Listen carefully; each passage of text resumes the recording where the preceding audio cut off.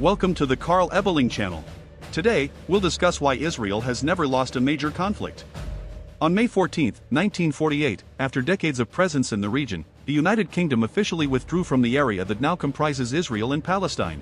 This prompted the Israelis to declare their independence on the very same day. Just one day later, on May 15, 1948, history would take a dramatic turn. Egypt, Jordan, Iraq, Syria, Lebanon, Saudi Arabia, and Yemen, supported by an Arab expeditionary force from across the world, invaded the newly created state of Israel with over 60,000 soldiers attacking from all its borders. At the onset of this war, Azam Pasha, Secretary General of the Arab League, declared, "We will push the Jews into the sea. It will be a massacre remembered throughout history." Yet, against all odds, Israel emerged victorious. The same pattern repeated in subsequent conflicts: the Sinai War in 1956, the Six-Day War in 1967, the War of Attrition ending in 1970, the Yom Kippur War in 1973, and many others. In several of these wars, Israel faced massive coalitions of Arab nations. Notably, during the Yom Kippur War, Israel was attacked by 9 countries, including Cuba and North Korea, all heavily armed with the most advanced Soviet weaponry of the time. Yet Israel prevailed. How was this possible? Many theories and factors explain this extraordinary string of victories. One key explanation is Israel's unique strategy, both offensively and defensively. Israel is a small country, which means it cannot afford to retreat in the face of an invasion.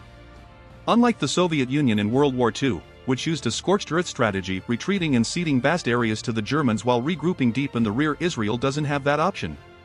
Surrounded by the Mediterranean on one side and hostile nations on the other, Israel's defensive strategy involves advancing into enemy territory. This approach was exemplified during the Six-Day War.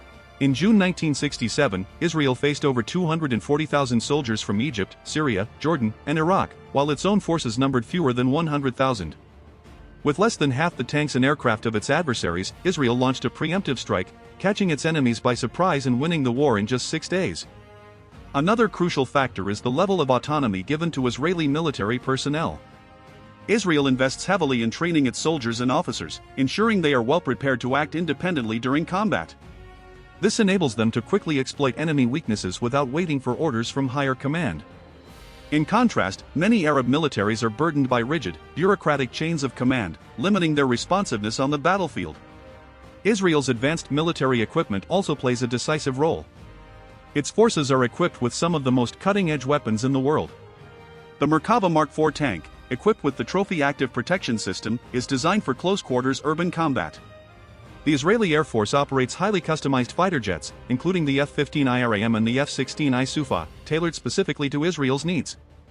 The latest F-35 variant used by Israel includes unique sensors and weapon systems developed domestically. But beyond all these factors lies perhaps the most important one: the resolve of the Israeli people. Over 2,500 years ago, Sun Tzu observed that when an enemy is surrounded, you must offer them a path of escape, otherwise, they will fight to the death. For Israel, there is no path of escape. The Israelis know that if they do not fight with everything they have, their homeland and everything they hold dear could be destroyed. For Israel, the only option is to win.